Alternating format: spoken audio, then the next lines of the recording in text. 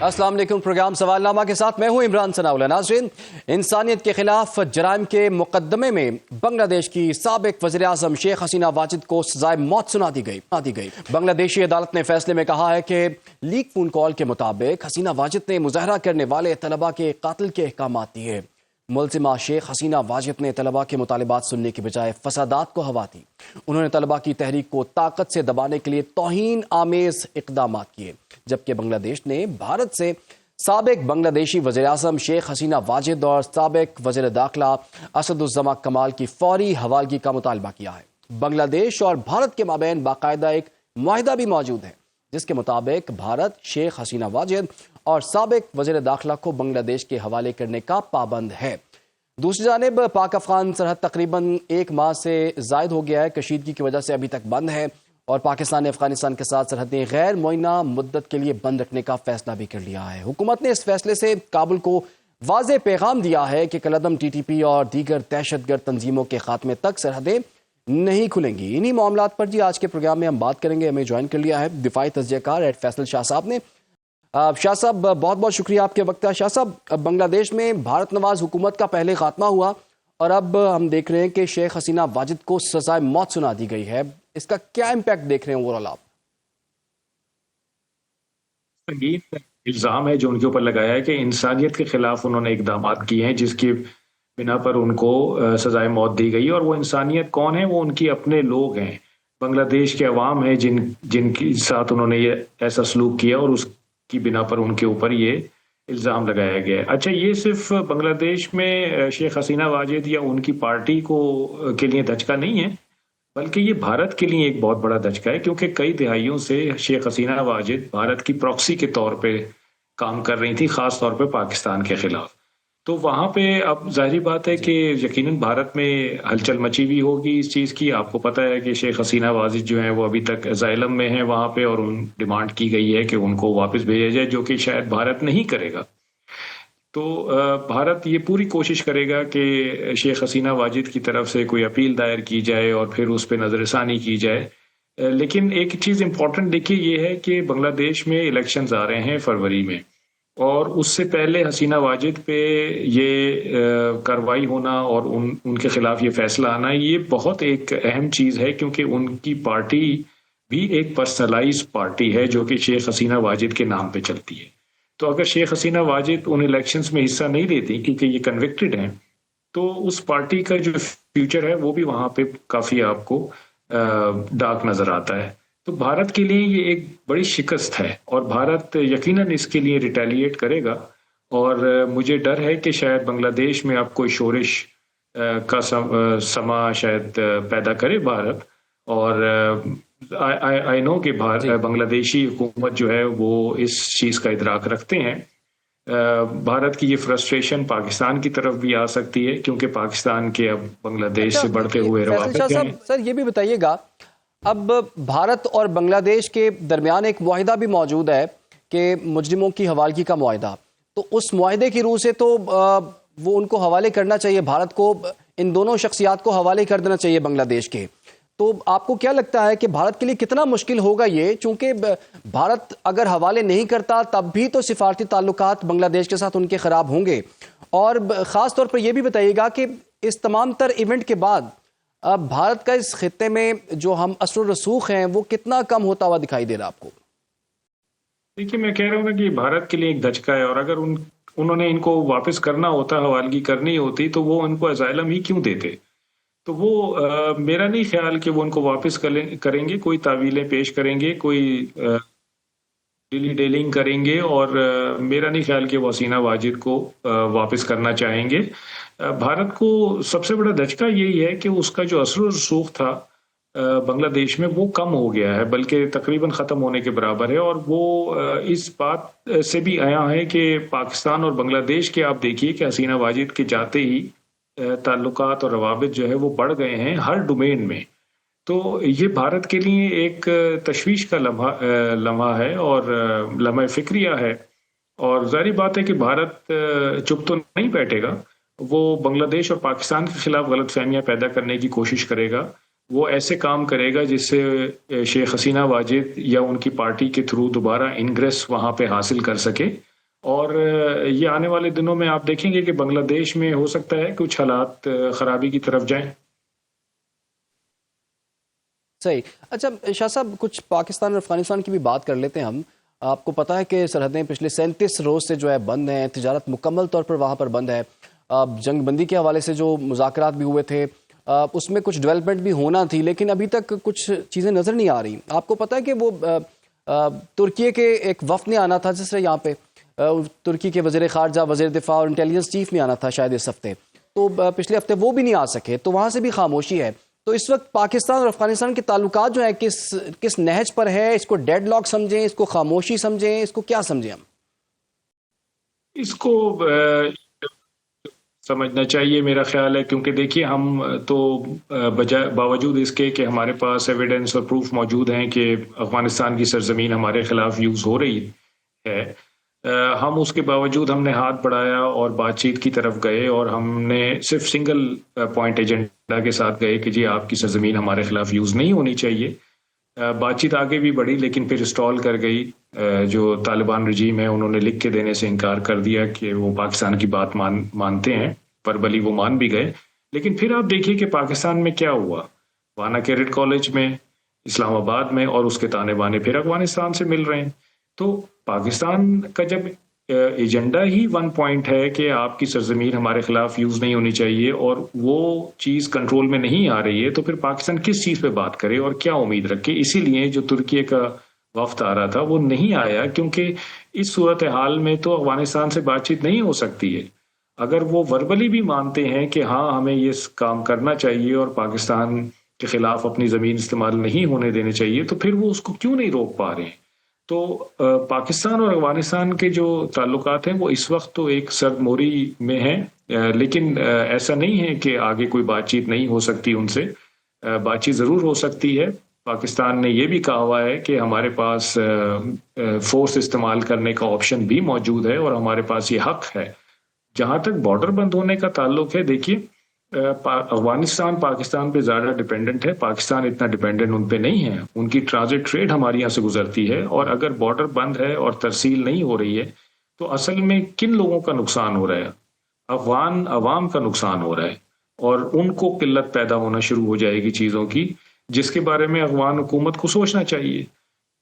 تیسری چیز ایک اور یہ ہے کہ میرے اپنے لیکن خیال جو میں ان افغان کے نائب حکومت وزیر کے اعظم پاس ہیں شاہ صاحب، ان کے نائب وزیر اعظم نے تو دھمکی دی ہے نا کہ ہم پاکستان کے ساتھ اپنے تجارتی تعلقات جو ہے منقطع کر رہے ہیں، اور انہوں نے تاجروں سے بھی یہ کہا ہے کہ 3 مہینے کے اندر آپ اپنی سیٹلمنٹ جو ہے وہ کر لیں، جو نہیں کرے گا ہم اس تاجر کا جو ہے وہ ساتھ نہیں دیں گے.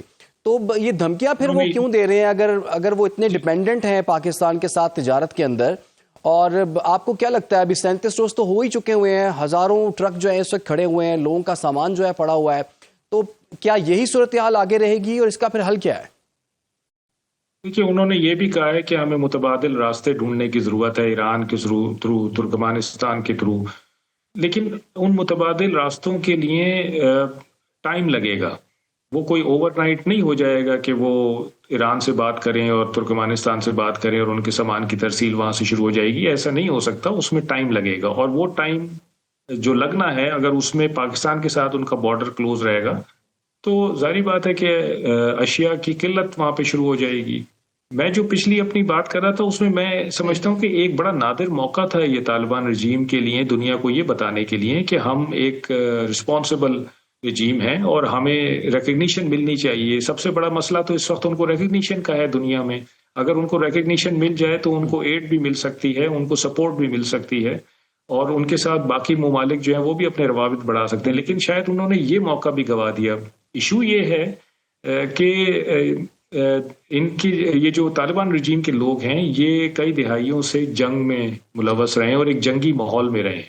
تو ان کا جو سوچنے کا انداز ہے وہ ابھی بھی بڑا شارٹ لیفٹ قسم کا ہے، شارٹ سائٹڈ ہے، اور وہ یہ نہیں دیکھتے. دور اندیشی کا فقدان مجھے لگتا ہے ان کی پلاننگ میں، جس میں وہ یہ نہیں دیکھتے کہ ہمارا یہ قدم اٹھانے سے ہمیں کیا نقصان اور فائدہ ہوگا.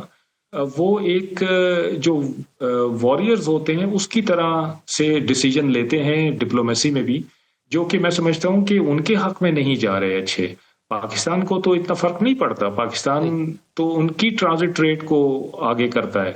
تو اگر ان کہ ٹرانزٹ ٹریڈ شاہ صاحب پاکستان ان کو کے تھرو سمجھانے نہیں کی جائے تو گی بڑے تو ملکوں نے قلت تو ان کی دوست ہوگی۔ ممالک نے بھی کوشش کی ہے، ترکیہ نے کوشش کی ہے، قطر نے کوشش کی ہے، سعودی عرب نے کوشش کی ہے، اس کے بعد ایران نے کہا کہ جی ہم اس مسئلے کو حل کروا دیتے ہیں، پھر اب روس جو ہے وہ بھی یہ چاہ رہا ہے کہ چونکہ اس خطے کا بڑا مسئلہ ہے، اس خطے میں کشیدگی اس واقعے سے پھیل سکتی ہے، تو روس نے بھی کہا ہے کہ جی ہم اس مسئلے کو حل کرواتے ہیں مذاکرات کے حوالے سے۔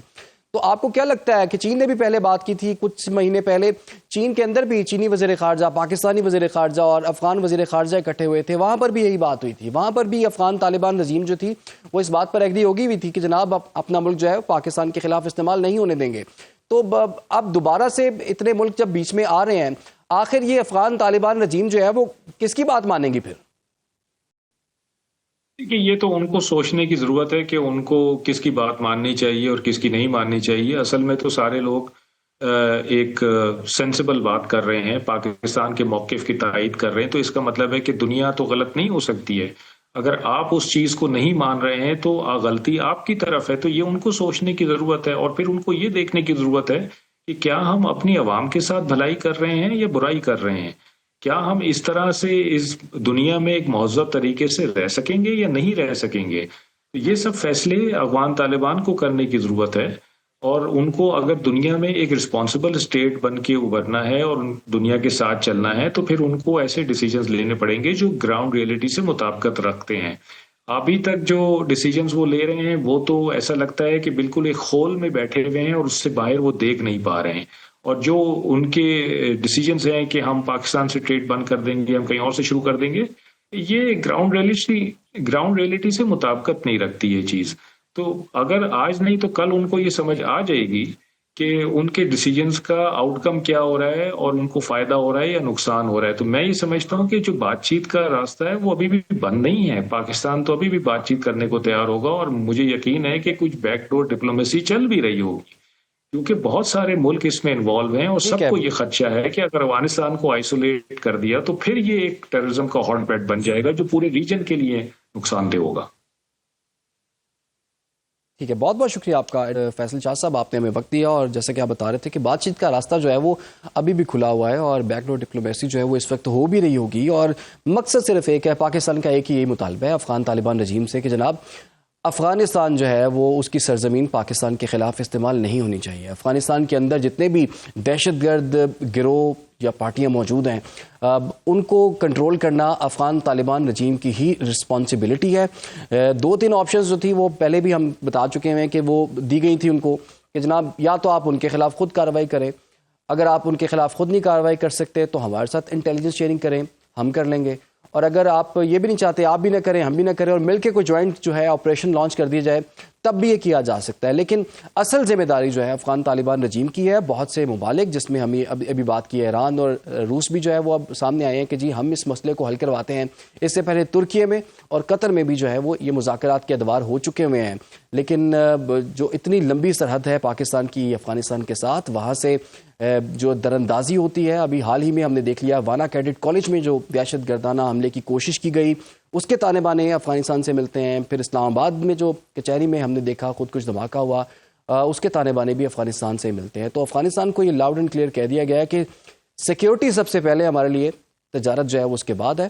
27 روز ہو گئے ہیں تجارت بند ہوئے اور پاکستان نے کہہ دیا کہ غیر معینہ مدت تک یہ بارڈر جو ہے وہ بند رہے گا۔ فی الحال ایک چھوٹی سی بریک، آپ لوگ ہمارے ساتھ رہیے۔ ویلکم بیک ناظرین، 27ویں آئینی ترمیم کی منظوری کے بعد اپوزیشن نے اس کے خلاف تحریک چلانے کا اعلان کر رکھا ہے، لیکن اگر زمینی حقائق دیکھے جائیں تو ابھی تک اپوزیشن اتحاد کسی بھی قسم کا احتجاج ریکارڈ کروانے میں ناکام دکھائی دے رہا ہے۔ اپوزیشن لیڈرز کی تقرری کا معاملہ ہو یا تحریک انصاف کے قید سیاسی اسیران کی، اپوزیشن اتحاد کی جانب سے ابھی تک کوئی واضح لاہ عمل جو ہے وہ سامنے نہیں آ سکا۔ تحریک تحفظ آئین پاکستان کے رہنماؤں نے کہا ہے کہ بند کمروں کی پالیسی منظور نہیں، آئینی ترمیم کے خلاف سب مل کر احتجاج کریں، آزاد عدلیہ پر یقین رکھنے والوں کے ساتھ مل کر تحریک چلائیں گے۔ حکومت اپوزیشن کی احتجاجی تحریک سے کیسے نمٹے گی؟ 27ویں ترمیم کی منظوری کے بعد آنے والا طوفان ابھی تھما نہیں تھا کہ 18 ترمیم کی بھی باز گشت سنائی دے رہی ہے۔ دوسری جانب آزاد کشمیر میں بالآخر حکومت کی تبدیلی کا معاملہ حل ہو گیا. وزیر اعظم آزاد کشمیر چودھری انوار الحق کے خلاف تحریک عدم اعتماد کامیاب ہو گئی، جس کے بعد راجہ فیصل ممتاز راٹھور نئے وزیر اعظم منتخب ہو گئے. نئے الیکشن سے 9 ماہ پہلے آزاد کشمیر میں تبدیلی سے کیا سیاسی استحکام آ سکے گا؟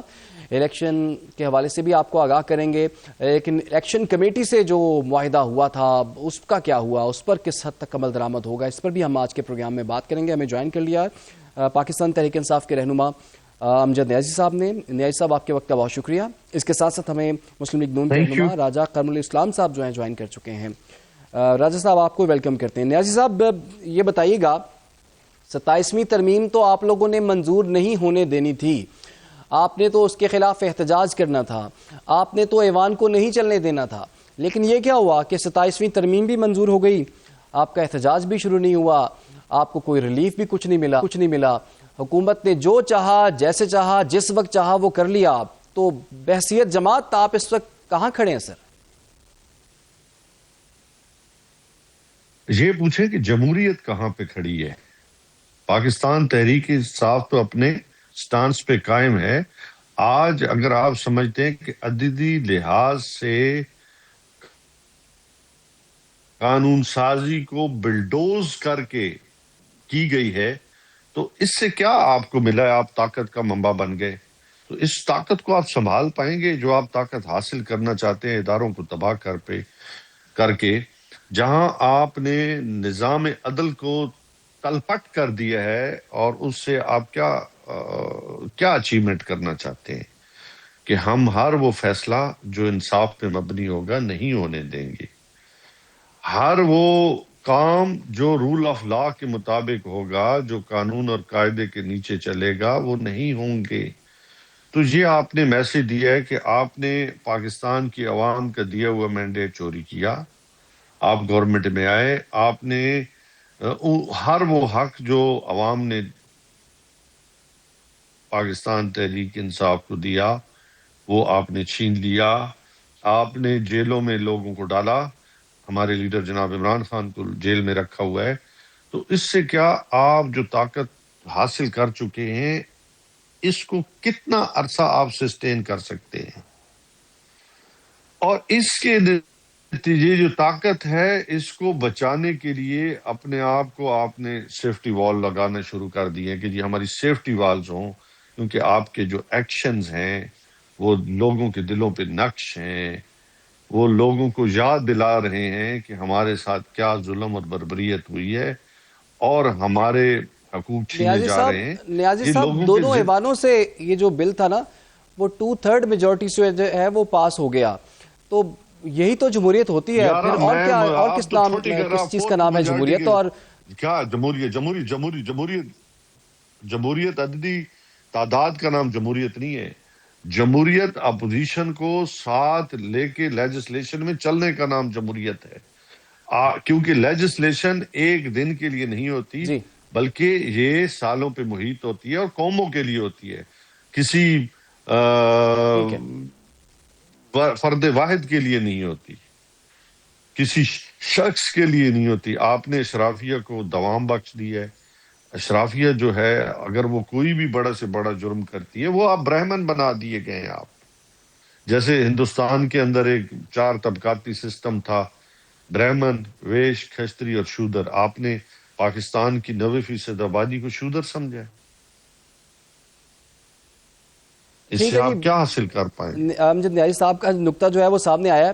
سر آپ ہمارے ساتھ ہی رہیے، شریک گفتگو بھی کر لیتے ہیں. راجہ قمر الاسلام صاحب بھی ہمارے ساتھ موجود ہیں. راجہ صاحب وہ تو کہہ رہے ہیں جو کچھ ہوا ہے جمہوریت میں یہ کچھ نہیں ہوتا، اور آپ کی حکومت کی یہی دلیل ہے کہ جمہوریت میں ہی تو یہ سب کچھ ہوتا ہے، اور یہی تو پارلیمنٹ کی بالادستی ہوتی ہے، اور پارلیمنٹ کا کام یہ ہے قانون سازی کرنا، آئین سازی کرنا. تو آپ کا تو یہ حق ہے، لیکن پھر جمہوریت، آپ کی جمہوریت کچھ ڈیفرنٹ ہے ان لوگوں سے، یا ان کی جمہوریت آپ سے ڈیفرنٹ ہے؟ لیکن جمہوریت تو ایک ہی ہے، نہ ہماری ڈیفرنٹ ہے، لیکن انہوں نے جو کیا وہ جمہوریت میں نہیں ہوتا. دیکھیں 2 چیزیں ہوتی ہیں. جب کوئی پارلیمنٹ میں کوئی چیز آتی ہے تو اس کے دو صورتیں، یا تو آپ اس کے خلاف ہوتے ہیں. جب آپ اس کے خلاف ہوتے ہیں تو آپ دوسرے کو قائل کرنے کی کوشش کرتے ہیں.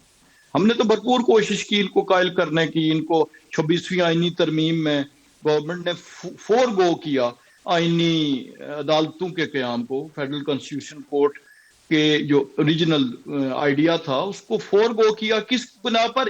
ان کی بنا پر. مولانا فضل الرحمان صاحب سے جو ان کے مذاکرات ہوئے، ریکارڈ کی باتیں، مولانا صاحب کی آپ تقریر پارلیمنٹ میں سن لیں جس دن اسمبلی میں، جس دن 26ویں آئینی ترمیم پیش ہوئی تھی. انہوں نے کہا جی کہ P T I on board ہونا چاہتی ہے بشرطے کہ آپ آئینی بینچز پہ آ جائیں آئینی عدالت سے. حکومت نے فور گو کیا. یہ جمہوریت ہوتی ہے. اور پھر یہ اس سے بھاگ گئے. یعنی جو مولانا صاحب نے وہاں پہ پریس ٹاک کی اس میں یہ وہاں پر یہ ساتھ کھڑے تھے، یہ ایگریمنٹ تھی، اور اس کے بعد یہ سلپ ہو گئے اور انہوں نے ووٹ نہیں دی. اب 27ویں میں کیا ہوا؟ 27ویں میں دیکھیں یہ جتنی باتیں ہو رہی ہیں، کیا یہ سڑکوں پہ کرنے والی ہیں؟ کیا یہ ملک گیر احتجاج والی ہے؟ جو فورم تھا، کمیٹیز ہوتی ہیں، کمیٹیز میں بحث ہوتی ہے، یہ غلط ہے، یہ ٹھیک ہے، دوسرے کو قائل کیا جاتا ہے. جمہوریت اسی کا نام ہے. یہ کمیٹیز سے پہلے انہوں نے لیکن قمر اسلام صاحب وہ تو آپ کی حکومت کو مانتے ہی نہیں ہے نا. آپ کی پھر تو حکومت تو گزارش آپ کے پھر- مینڈیٹ تو پھر- کو مانتے ہی نہیں ہے. آپ کہہ رہے ہیں بات چیت ہونی تو پھر- چاہیے، تو بات چیت کس سے کریں؟ اگر وہ آپ سے بیٹھ جائیں گے دیکھیں، آپ کے ساتھ تو آپ کو مان لیں گے نا. وہ تو کہتے ہیں ہم تو مانتے ہی نہیں پھر آپ تو کو. نہیں، اگر نہیں مانتے تو پھر 5 سال کے لیے گھر بیٹھ جائیں. دیکھیں نا، اور کوئی پھر کیا طریقہ ہے؟ تو وہاں پہ انہوں نے آ کے جے یو آئی نے مخالفت کی، تو جے یو آئی کے 4 ووٹ تھے، 3 تھے، 2 تھے، 1 تھا، تو انہوں نے اپنے 4 ووٹ پورے سینٹ میں بھی دیے اور 4 ووٹ قومی اسمبلی میں بھی دیے. وہاں پہ انہوں نے ابسٹین کیا. میں ابھی اس سے پہلے بھی ایک پروگرام میں بات کر رہا تھا کہ اگر ان کے اس موقف کو درست مان لیا جائے کہ جی ہم نے مخالفت کی 27ویں آئینی ترمیم کی، ہم اتنے مخالف ہیں کہ ہم اب سڑکوں پہ آنے جا رہے ہیں، تو پھر تو پاکستان کے جو 95% میٹریمونیل نوٹس ہیں، یعنی جو شادیاں ہیں، وہ ساری نل اینڈ وائڈ ہو جائیں گی، کیونکہ اس میں تو خاموشی کوئی رضامندی جانا جاتا ہے ہمارے معاشرے میں. تو وہاں پہ جہاں آپ نے اپنا کاؤنٹ کرنا تھا، ریکارڈ کا حصہ بننا تھا کہ ہم نے مخالفت کی، یعنی تاریخ میں کون مانے گا کہ انہوں نے 27ویں آئینی ترمیم کی مخالفت کی تھی، جہاں پہ مخالفت میں صرف 4 ووٹ آئے. ایک بات. دوسرا یہ ہے کہ اس ترمیم کے کل 2 کمپوننٹ تھے. ایک کانسٹیٹیوشن کورٹس کا قیام، جس کا ابتدائی تو چلے ٹھیک ہے، پہلے کنسنسس 2 جماعتوں کا ہوا تھا، پیپلز پارٹی اور مسلم لیگ نون کا، لیکن سبسیکوینٹ سگنیٹری یہ بھی تھے. تو اب کیا ایسی چیز ہو گئی کہ جس پہ ابھی ڈرافٹ آیا ہی نہیں تھا تو انہوں نے اعلان کر دیا کہ ہم 27ویں آئینی ترمیم کی مخالفت کریں گے. دوسرا حصہ جو تھا جس کے متعلق جو ہے وہ ٹیکنیکل ایشوز تھے، ڈیفنس کے ایشوز تھے، اور دنیا بھر میں سینٹرل کمانڈ اور یہ چیزیں ہوتی ہیں، تو اس پہ تو یہ آن ریکارڈ ہے، انہوں نے کہا جی ہمیں اس پہ کوئی اعتراض نہیں ہے. تو اب اگر اس تو پوچھ سبجیکٹ لیتے ہیں نا میٹر سر، پہ چلے نیازی جائیں صاحب سے تو پوچھ لیتے ہیں، یہی 2 چیزیں پوچھ لیتے ہیں. نیازی صاحب بالکل. آپ تو اس کے خلاف ہی بات کر رہے ہیں 27ویں آئینی ترمیم کی، لیکن آپ نے مخالفت تو کی نہیں. تو جیسے راجہ قمر اسلام صاحب کہہ رہے ہیں، آپ کیسے تاریخ میں ثابت کریں گے کہ آپ نے اس کی مخالفت کی ہے؟ مخالفت میں تو 1 ووٹ بھی آپ نے نہیں ڈالا جناب. نہیں، ہم نے جو ان کو لیجیٹمیسی نہیں دی نا، ان کو تکلیف اس بات کی ہے. ہم نے سب سے بڑی غلط کی، میری ذاتی رائے ہے، پارٹی کی رائے نہیں ہے. 8 فروری کو ہمارا ووٹ چوری ہوا. ہمارا کام نہیں تھا کہ ہم اس اسمبلی میں بیٹھتے. ہمارا کام تھا کہ ہم اس وقت تک نہیں بیٹھتے جب تک ہمارا مینڈیٹ واپس نہیں کرتے. ان کو لیجیٹمیسی ہمیں نہیں دینی چاہیے تھی. اسی طریقے کے ساتھ ہم نے آج درست فیصلہ کیا ہے کہ ہم اس لیجسلیشن کا حصہ نہیں بنے. یہ دنیا کے سامنے خود ایکسپوز ہو گئے کہ یہ ان کو جو تکلیف میں وہی ہوں کہ ہم نے ان کو لیجیٹیمیٹ نہیں کیا. یہ لیجسلیشن جو ہے ابھی جے ایس ٹی پلس جو سٹیٹس ہمارا ہے اس کے اندر یہ کیا بتائیں گے کہ ہم نے یہ جو لیجسلیشن کی ہے اس کو کیسے جسٹیفائی کریں گے؟ جی تو راجہ صاحب اگر آپ مجھے کو بھی اجازت ایکسپوز ہو کر تو دیا میں ہے. جی مجھے اگر اجازت جی ہو جی تو پہلی بات یہ ہے کہ لیجیٹمیسی کوئی ایسی چیز نہیں ہوتی جس کو دے کے تو ایک دفعہ واپس پھر لینا پڑ جائے. آپ خود فرما رہے ہیں کہ ہم نے لیجیٹمیسی دے دی، غلطی کی، چلیں دے دی. اب دیکھیں کہ جب آپ اسمبلی میں بیٹھ کے تو اس ترمیم کے خلاف آپ بات بھی کر رہے ہیں، آپ کو وقت بھی اسمبلی میں اگر آپ ریکارڈ کی میں بات کر رہا ہوں کہ اگر اپوزیشن کا اور اس کا وقت دیکھیں تو ان کا وقت زیادہ ہے جو ان کو دیا گیا وہاں پر بات کرنے کے لیے، لیکن انہوں نے ایک بھی ترمیم پیش نہیں کی. سنگل اگر امینڈمنٹ انہوں نے اس ترمیم کے اندر کوئی سنگل کسی چیز کو کہا ہوتا کہ اسے ڈیلیٹ کر دیں تو تب بھی ہم کہتے کہ جی انہوں نے صرف وہاں پر بھی گالی گلوچ کی، وہاں پہ بھی چور ڈاکو کہا، اور باتیں کرنے کے بعد جو ہے ایک تو یہ ہے کہ انہوں نے، دوسری بات یہ ہے کہ جب آپ وہاں پہ اسمبلی میں تقاریر بھی کرتے ہیں، اسمبلی کی تنخواہیں الاؤنسز وہ تو لیجیٹمیٹ ہے، وہ تو لیتے ہیں. اسی الیکشن کے نتیجے میں ایک صوبے میں آپ کی حکومت بنی، اس پہ فخر بھی کرتے ہیں. یعنی مجھے بتائیں کہ وہ کون سا ایسا طریقہ تھا کہ اگر ان کے بقول ان کی 1 لاکھ ووٹ جو ہے وہ غائب ہو گئی کسی پنجاب میں یا لاہور میں یا کسی اور جگہ، اور وہی کوئی ایسا طریقہ نہیں تھا جس کے تحت جو ان کے لوگ 10-10 ہزار پہ کے پی میں جیتے ہوئے، تو کیا وہاں پہ فارم 47 نایاب تھا؟ اگر ان کی اسی موقف کو درست مان لیا جائے، اور وہاں پہ فارم 47 بنانا مشکل تھا اور یہاں پہ وہی الیکشن کمیشن تھا. تو یہ جو میٹھا میٹھا ہاپ اپ ہے، یہ اس چیز کو مرحلہ ہمیں اب دیکھنا پڑے گا، اور عوام دیکھ رہے ہیں کہ اب عوام پوچھیں گے جب یہ کہیں گے آؤ باہر راجہ صاحب سر وہ کہیں گے آپ بتا نے سکیں اسمبلی میں کیا کیا. 28ویں ترمیم بھی آپ لوگ لا رہے ہیں؟ یہ ایسی کوئی چیز نہیں ہے، لیکن آئین کوئی جامد پروسیس تو ہے نہیں.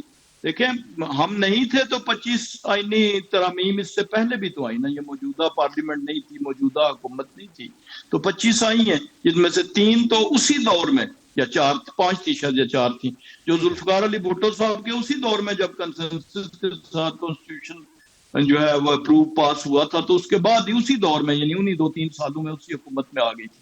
تو اس پہ کسی کو کوئی اعتراض نہیں ہونا چاہیے. اگر کوئی ایسی سبسیکوینٹ چیز اکر کرتی ہے یا رائز کرتی ہے تو کوئی، لیکن ایسی فی الحال کوئی ایسی چیز ٹھیک ہے جی، بہت بہت شکریہ آپ کا راجہ قمر الاسلام امجد نیازی صاحب، آپ دونوں کا بہت بہت شکریہ. اور 27ویں آئینی ترمیم جب منظور ہو گئی اور اس کے بعد اپوزیشن نے تو اس وقت بھی احتجاج کیا، بلکہ ایوان سے واک آؤٹ بھی کیا، سوائے JUAF کے انہوں نے اس کے خلاف ووٹ دیا، لیکن پاکستان تحریک انصاف نے اس کے خلاف کوئی ووٹ نہیں دیا. انہوں نے کہا کہ ہم اسے مسترد کرتے ہیں، اور احتجاج کا بھی انہوں نے اعلان کر رکھا ہے. جی اپوزیشن نے 27ویں آئینی ترمیم کے خلاف جمعے کو یوم سیاہ منانے کا اعلان بھی کیا ہے. اس احتجاج سے کیا ہوگا؟ کیا 27ویں آئینی ترمیم جو کہ پاس ہو چکی ہے، آئین کا حصہ بن چکی ہے، واپس ہو سکتی ہے؟ جواب ہے نہیں. جو تحریک شروع کرنی تھی اپوزیشن نے وہ بھی ابھی تک نہیں آئی. نومبر کی بڑی باز گشت تھی کہ نومبر میں کچھ نہ کچھ ہونے جا رہا ہے، تو نومبر میں تو بالکل کچھ ٹھنڈ لگ رہی ہے اور کوئی بھی سیاسی گہما گہمی ہمیں دیکھنے کو نہیں مل رہی. فی الحال جی چھوٹی سی بریک، آپ لوگ ہمارے ساتھ رہیے. ویلکم بیک ناظرین. ملک میں ایک مرتبہ پھر چینی کا بحران سر اٹھا رہا ہے. حکومتی دعووں اور اقدامات کے باوجود بھی چینی عام آدمی کی پہنچ سے دور ہے. پاکستان میں بڑھتی ہوئی چینی کی قیمتوں نے عام صارف کے ساتھ ساتھ کسانوں کو بھی شدید متاثر کیا ہے.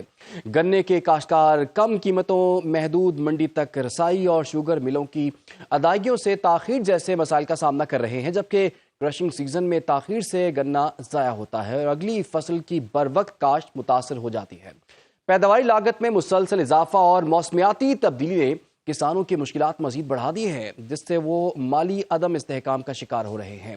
ادھر اطلاعات یہ ہیں کہ 90% شوگر ملوں کے غیر فعال ہونے سے چینی کی مصنوعی بحران کو شدت ملی ہے، جس پر پنجاب حکومت نے سخت وارننگ بھی جاری کی، اور نتیجتاً ہم دیکھ رہے ہیں کہ صوبے میں 41 میں سے 27 ملوں نے کرشنگ جو ہے وہ شروع کر دی ہے، جبکہ باقی 14 کے خلاف ایکشن پلان اور مانیٹرنگ ٹیمیں جو ہیں وہ تشکیل دے دی گئی ہیں. اسی پر بات کریں گے. میں جوائن کر لیا چیئرمین آل پاکستان کشن سید محمود بخاری صاحب نے. بخاری صاحب آپ کے وقت کا بہت شکریہ.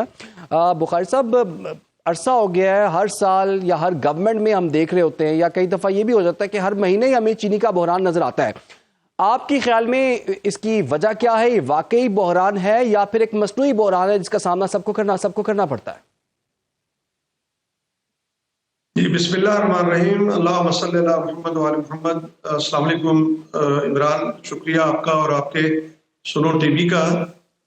گزارش یہ ہے کہ آپ نے اپنے انٹرو میں بہت کچھ جو ہے وہ وضاحت کر دی ہے.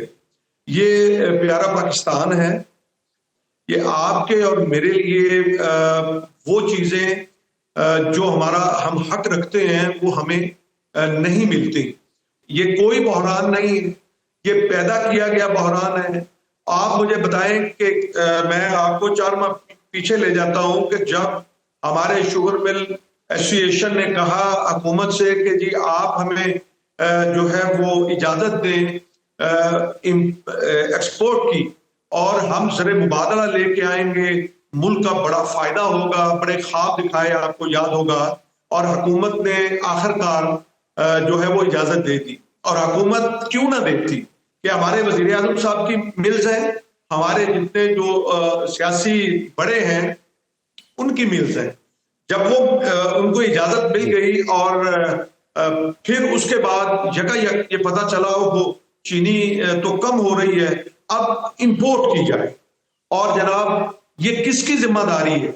یعنی حکومت کی نااہلی اور نالائکی کی انتہا دیکھیے کہ جو ہمارے وزیر فوڈ سیکورٹی ہیں رانا تنویر صاحب، مجھے بتائیں کہ ان کے پاس یہ فیکٹس اینڈ فگرز نہیں تھے، ان کو پتا نہیں تھا کہ اپنے ملک کے اندر کتنی چینی کی آپ کی جو ضرورت ہے وہ 60 لاکھ ٹن کے لگ بھگ ہے، اور آپ کے پاس اگر زیادہ تھی تو آپ ضرور اجازت دیتے. یہ کیسا گھورک دھندا ہے عمران؟ مجھے تو سمجھ نہیں آتا کہ حکومت جو ہے یہ خود ہی بحران پیدا کرتی ہے. بخاری صاحب ابھی جو ہم نے جو چینی جو امپورٹ کی تھی اس میں سے آدھی چینی تو ابھی موجود ہے. دوسرا یہ جو کرشنگ سیزن جو ہے یہ جو چلتا ہے یہ غالباً دسمبر کے پہلے ہفتے تک اسے چلنا ہے، تو چینی تو ہمارے پاس موجود ہے، کرشنگ سیزن جو ہے اس کا بھی آغاز ہو چکا ہوا ہے، تو پھر مسئلہ کہاں پر آ رہا ہے؟ قیمتیں نیچے کیوں نہیں آ رہی؟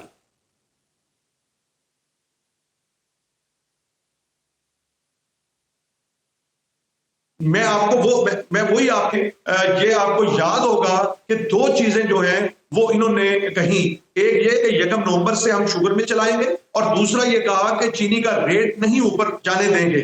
اور دونوں وعدوں میں انہوں نے انحراف کیا جو شوگر مل والے ہیں، اور انہوں نے اتنی جو ہے وہ ایک جرات مندی کے ساتھ کہ کین کمشنر جو ہے پنجاب امجد حفیظ صاحب، انہوں نے ایک نوٹیفیکیشن جاری کیا کہ 15 کو آپ ملیں چلائیں، 1 کو چلو نہ صحیح. اب سوال یہ پیدا ہوتا ہے کہ حکومت کس کی ہے؟ کیا جو یہ شوگر مل مالکان ہیں حکومت ان کی ہے، یا جو حکومت کر رہے ہیں حکومت ان کی ہے؟ مجھے تو یہ بھی نہیں سمجھ آ رہی کہ کس طرح سے وہ جرات کر رہے ہیں. اور جو آپ نے کہا نا کہ بھئی اتنی شوگر ملیں، کوئی اتنی شوگر ملیں نہیں چلی. 5 سے 6 شوگر ملیں جو ہیں وہ صرف چلی ہیں، اور ان میں ایک رمضان شوگر مل بھی ہے جو وزیر اعظم صاحب کی ہے، اور جو دیگر کچھ شوگر ملیں ہیں، اور باقی ساری شوگر ملیں بند ہیں. اچھا لیکن بخاری صاحب یہ 2 روز پہلے جو خبر سامنے آئی تھی وہ یہی تھی کہ جی اتنی تمام شوگر ملز میں سے پنجاب کی صرف 5 جو ہے شوگر ملز ہیں انہوں نے کرشنگ جو ہے وہ شروع کی تھی، لیکن اب جو اطلاعات سامنے آئی ہیں کہ وہ 41 میں سے 27 ایسی ہیں جنہوں نے کرشنگ شروع کر دی ہے، صرف اب 14 بقایا رہ گئی. آپ کہہ رہے ہیں صرف 5 نے شروع کی. نہیں، میں اتفاق نہیں کرتا. آپ ان کو کہیں کہ فوٹیج بھیج دیں. انہوں نے اور کیا مطلب اس سے نیچ حرکت اور عمران کیا ہو سکتی ہے کہ میں اپنے ضلع کی بات کروں رحیم یار خان کی، تو وہاں پہ ایک ٹرالی کھڑی کر کے انہوں نے وہاں پہ دعا خیر پڑی. یار وہ ایک فراڈ کے زمرے میں آتا ہے کہ ہماری وہاں پہ 2 شوگر ملوں نے جو ہے وہ ٹرالی ایک اندر ڈالی اور اس کے بعد جو ہے وہ گیٹ بند کر دیا. کیا اس کو آپ شوگر مل چلانا کہیں گے؟ گزارش یہ ہے کہ شوگر مل اگر چلتی تو یہاں پہ بہت ایک رونق ہوتی ہے شوگر ملز کے باہر. آپ اپنے نمائندے بھیج کے پتہ کرا لیں. دوسرا یہ ہے کہ پنجاب حکومت سنجیدہ ہے. میری کین کمشنر صاحب سے ملاقات ہوئی ہے امجد حفیظ صاحب سے، تو انہوں نے کیٹاگوریکلی کہا ہے کہ ہم جو ہے وہ شوگر ملیں چلوائیں گے، لیکن آپ دیکھیں کہ اس کے لیٹ ہونے سے آپ کے گندم کا ایفیکٹ پڑے گا. اگر وہ جو موٹی کباد ہوتا ہے جو 2 سال کا 3 سال کا، تو اس کے لیے جو ہے وہ ہم نے اس کو کاٹ کے شوگر مل پہ بھیج کے ہم نے جو ہے وہ گندم بیچنی ہوتی ہے. دوسری بات یہ ہے عمران، ظلم یہ ہے کہ ریٹ نہیں دے رہے. اب یہ کیسی فری مارکیٹنگ ہے کہ آپ جو ہے وہ ہمیں ان بھیڑیوں کے آگے ڈال دیتی ہے حکومت، اور کیوں نہیں اس کی قیمت مقرر کرتی؟ دیکھیں یہ کہتے ہیں IMF. میں آپ کے چینل کے توسط سے یہ پوچھنا چاہتا ہوں حکومت पंजाब को और हुकूमत सिंध को कि वो इसका रेट क्यों नहीं देते। आज से 3 साल पहले भी 400 रुपए रेट था, आपको याद होगा कि सिंध गवर्नमेंट ने 425 रेट मुकर्रर किया था और पंजाब गवर्नमेंट ने 400 रुपए रेट मुकर्रर किया था, और चीनी का रेट उस वक्त 122 जो 40-42 रुपए था। आज चीनी का रेट 230 रुपए हो गया। इनको खुदा का खौफ नहीं है? क्या हम किसानों के बच्चे नहीं हैं? क्या हम काश्तकार जो इस मुल्क के 25 करोड़ अवाम को जो है वो पेट पालते हैं, अल्लाह रब्बुल आलमीन है वो पालने वाला है और उस पालने की जिम्मेदारी हमें सौंपी है, तो इनको ये भी नहीं एहसास होता कि पूरा साल हम मेहनत करते हैं। अब हमारा वक्त आया है जब पंजाब हुकूमत ने और काबीना ने मंजूरी दे दी कि 15 नवंबर को जो है मिलें चले, तो फिर चलनी चाहिए थी। एक और भी आपको बात बता दूं, ये जुल्म ये है कि आज आप देखें कि 2 अरब रुपया इस वक्त 1 साल गुजर गया और किसानों का अभी भी शुगर मिलने देना है, तो वो हुकूमत की जिम्मेदारी है ना कि वो लेके दे। अगर किसी की बकरी चोरी हो जाए और भैंस चोरी हो जाए तो उसी वक्त FIR भी हो जाती है, बंदा गिरफ्तार भी हो जाता है, साइकिल चोर को सजा भी हो जाती है। क्या इन बड़े लोगों को कोई पूछेगा? एक और फैसला जो है वो भी सामने आ रहा है कि वफाकी हुकूमत ने अब ये फैसला किया है कि चीनी को डीरेगुलराइज जो है वो कर दिया जाए। तो अगर चीनी डीरेगुलराइज हो जाएगी तो इससे क्या होगा? क्या मसला हल हो जाएगा? क्या चीनी सस्ती हो जाएगी? क्या सब लोगों को मिल रही होगी? देखिए इमरान, ये तो है नियतों पे सारी बात है। अगर नियतों के अंदर फतूर होगा तो ये यूं ही लूट मार करेंगे कि चीनी 230 रुपए पे पहुंच गई और आप जो है किसान को मार रहे हो, तो किसान यही करेगा जिस तरह आप गंदम नहीं बीज रहा, फिर गन्ने से पीछे हट जाएगा, तो ये इनकी मिले लोहा होंगी। अब फ्री मार्केटिंग का शौक तो है, देखिए वो मुहज्जिब मुल्कों में होता है। माजरत के साथ कोई इतने अच्छे लोग नहीं है, जिसका बस चलता है वो अपने पेट को आगे रखता है। जब आप फ्री मार्केटिंग करेंगे, फिर आप जनाब शुगर मिल्स और भी लगा रहे हैं। ये भी नवीद सुनाई गई है कि 12 शुगर मिल्स और जो है वो लगने जा रही हैं पंजाब के अंदर भी और दीगर जगहों पे, एक बल्कि अब सिंध के अंदर भी लगी है। तो सवाल ये पैदा होता है कि आप जरूर भले करें, लेकिन ऐसे ना करें जिस तरह गंदम को फ्री मार्केट किया और फिर उसके बाद जो है आपने बैनुसूबाई पाबंदी लगा दी, फिर आपने जो है वो किसान को तो रेट नहीं लेने दिया, और एक बंदे ने 3-3 अरब रुपए कमाया जिन्होंने स्टॉक की थी गंदम। तो इसी तरह फिर चीनी का हाल होगा कि जब चाहेंगे ये उसको होल्ड कर लेंगे। हम पहले उसके मैकेनिज्म बनाना चाहिए हुकूमत को, जिस तरह गंदम का किया फिर चीनी का भी आप इसी तरह तो यकीनन जी बनाना चाहिए। और लेकिन बुखारी साहब, कहा यही जा रहा है कि जो गन्ने की तैयार फसल है ना, उसकी अगर 100% जो उसकी क्रशिंग जो है वो शुरू हो जाए तो चीनी की फी किलो कीमत जो है 120 रुपए हो जाएगी। आप इस बात से इत्तेफाक करते? जी बिल्कुल। देखें, चीनी बाहर ना जाने दें, चीनी यहाँ पे मौजूद रहे, और फिर ये एक और ब्लैकमेलिंग करते हैं हमारे शुगर मिल वाले भाई कि जी हम किसान को जो है वो पेमेंट नहीं देंगे। यानी पिछले साल 40 अरब रुपया इमरान इन्होंने किसानों का रोके रखा और उनको जलील कर करके दिया। मैं आपको याद करा दूं कि जब तहरीक इंसाफ की हुकूमत थी तो आज यकीन करें कि उन 2-3 सालों के अंदर न किसी की कटौती हुई, न किसी की पेमेंट रुकी, और बिलें भी टाइम के ऊपर चली। तो अब मैं हुकूमत पंजाब जो संजीदा नजर आती है मुझे, तो मैं ये मोहतरमा वज़ीर आला पंजाब से ये गुजारिश करूंगा कि आप जिस तरह फैसले एक जुर्रतमंदाना लेती हैं, तो ये भी जुर्रतमंदाना फैसला लीजिए कि किसानों का तहफ़्फ़ुज़ कीजिए, और ये जो है वो सीजन शुरू हो। और इस वक्त शुगर कंटेंट 10 है, 10.5 है, बल्कि अभी आप देखें कि ये 15 नवंबर है, यानी 100 किलो में से 10-10.5 किलो चीनी जो है वो बनेगी। और फिर उसके अलावा जो बाकी इसका जो है वो रॉ मटेरियल होता है, उसमें मड होती है, उसमें के अंदर शीरा होता है, उसके अंदर जो उसका खाली फोग होता है गन्ने का, ये सब बिकते हैं। लेकिन इसके बावजूद मैं आपको बताऊं, अब किसान इतना तंग है, इतना परेशान है کہ कसान आज अच्छा सुबह भी क्विकली निकलेगा। आखिर मैं में आपको बुखारी बता साहब दूं, चाहे आपसे ये पूछना चाह रहा हूँ, गोली मारे, जो अभी एक्शन जो लिए चाहे- जा रहे हैं, जो मिल्स जो है वो क्रशिंग जो है वो शुरू नहीं कर रही, तो कहा यह जा रहा है कि 10 लाख रुपए योमिया जो है इनको फाइन किया जाएगा। आप इस चीज के साथ हैं कि सख्ती कर दी जाए? जी बिल्कुल सर, मैं कहता हूँ 50 लाख तक की वो है इजाजत कानून के अंदर, जो शुगर केन एक्ट पास हुआ था 2021 के अंदर, उसमें ये लिखा हुआ है। मैं आपको बताऊं तो अब जो है वो आप ये समझ लें कि इनको ज्यादा से ज्यादा जुर्माना हो और फिर वसूल भी हो। ये नहीं कि भी पहले एक मसाफती कमीशन ने 44 अरब रुपए का इनको जुर्माना किया बेज़ाब्तियों पर, वो आज तक नहीं वसूल हुआ। अब सवाल तो ये पैदा होता है कि हुकूमत के ऊपर एक सवालिया निशान है कि भाई अगर आप करना चाहते बिल्कुल हैं हुकूमत तो पर सवालिया निशान है, उसमें भी हुकूमत की बनती है कि वो एक्शन ले। बहुत बहुत शुक्रिया आपका सैयद महमूद बुखारी साहब, आपने हमें वक्त दिया। और चीनी का बहरान जो है फिर आने वाले दिनों में जो है वो नजर आ रहा है, और जो भी गवर्नमेंट्स रही हैं चीनी का बहरान कहीं ना कहीं जो है वो उसमें नज़र आता है। पिछली गवर्नमेंट में भी था, इस गवर्नमेंट में भी कुछ प्रॉब्लम्स हमें नज़र आ रही हैं, और यही नज़र आ रहा है कि आवाम को चीनी बहुत महंगी मिल रही है। और ये भी इल्ज़ामात जो है वो आयद किए जा रहे थे कि जी जब चीनी मौजूद थी तब इंपोर्ट क्यों की गई और लेट क्यों की गई, तो ये तो हुकूमत ही जवाब दे सकती है। और हम उम्मीद करते हैं कि जी आने वाले दिनों में चीनी की कीमतें कम होंगी, आवाम को भी कुछ सुख का सांस मिलेगा। प्रोग्राम का वक्त खत्म हुआ चाहता है जी, इजाज़त दीजिए, अल्लाह हाफ़िज़।